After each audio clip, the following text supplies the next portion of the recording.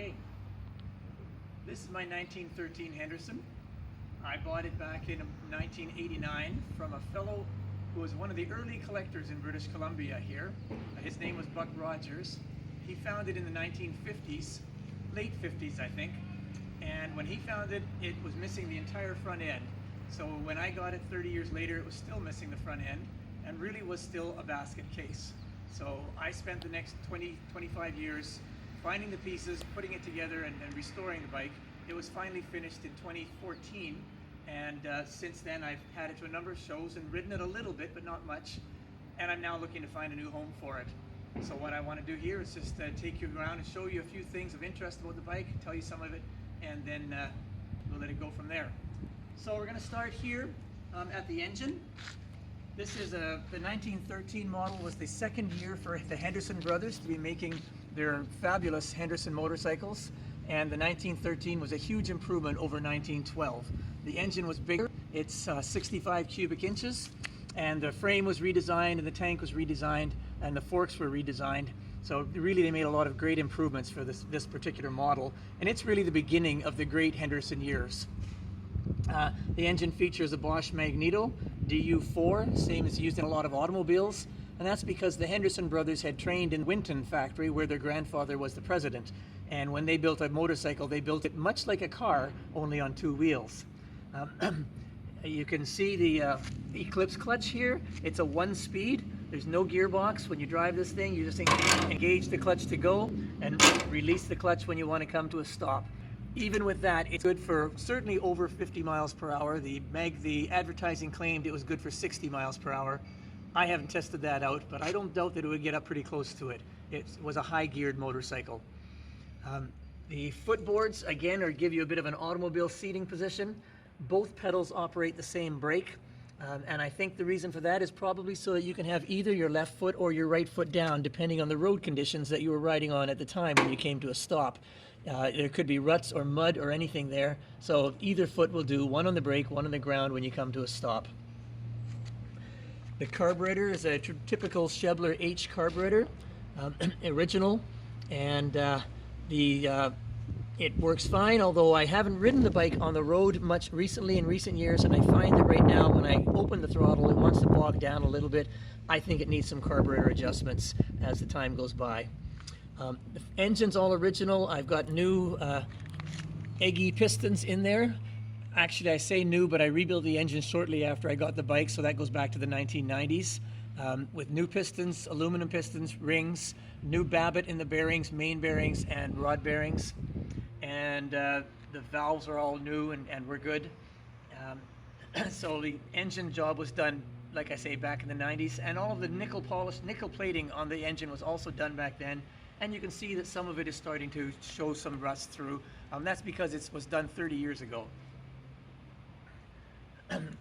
The tank was made by Jethro Smith of Antique Moto Smith.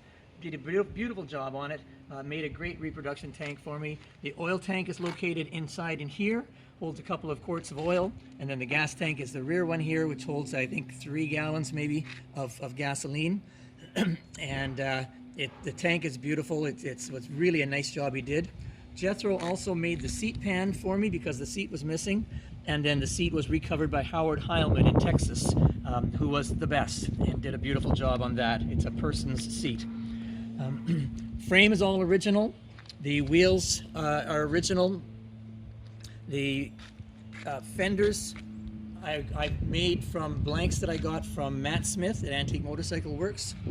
So they're done from sort of period blanks, but I had to make the fenders myself.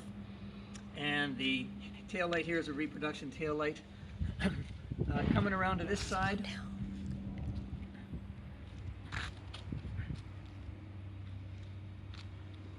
On the other side of the engine, you can see the intake and exhaust side of it. It's just a work of art, the Henderson engine. And one of the other automotive things that the Henderson brothers did was to start the engine with a crank.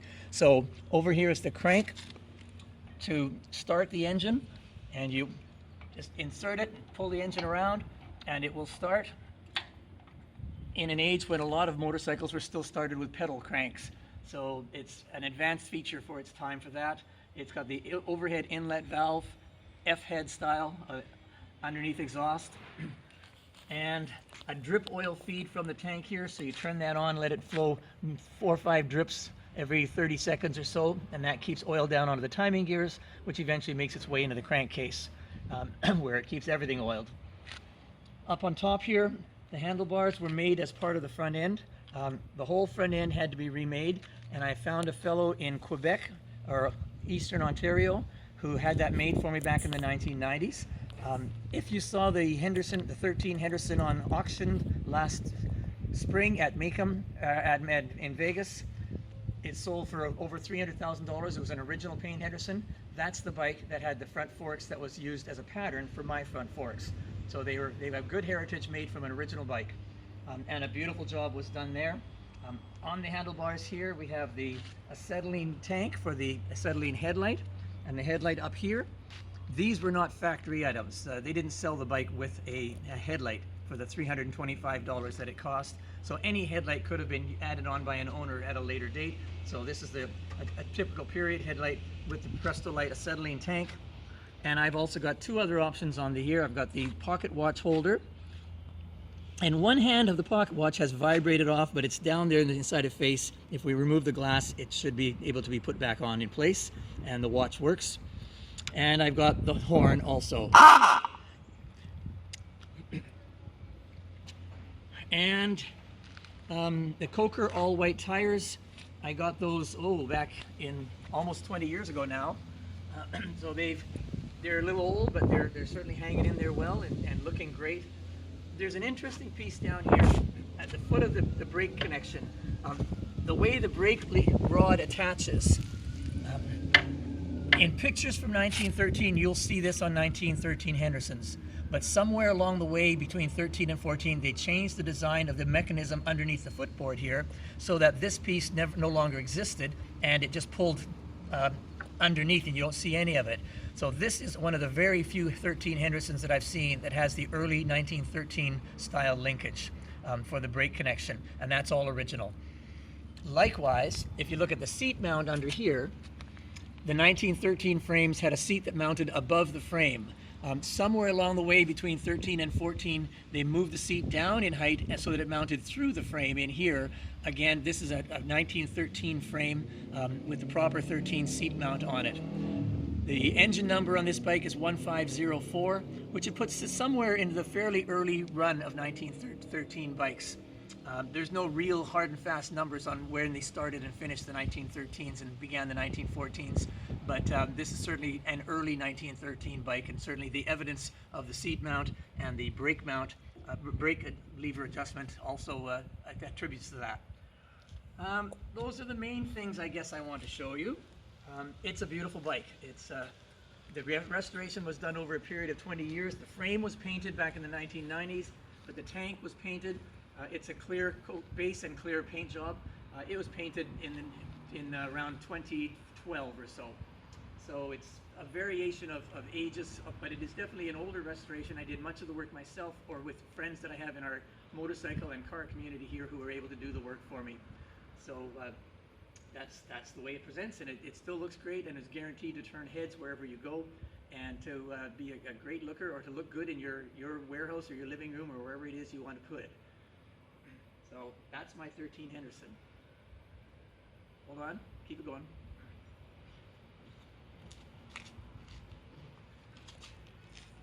I'm going to turn on the gas, flood the carburetor.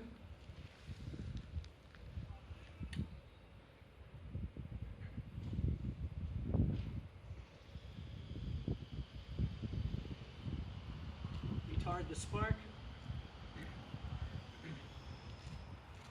Give it a few pulls to prime it.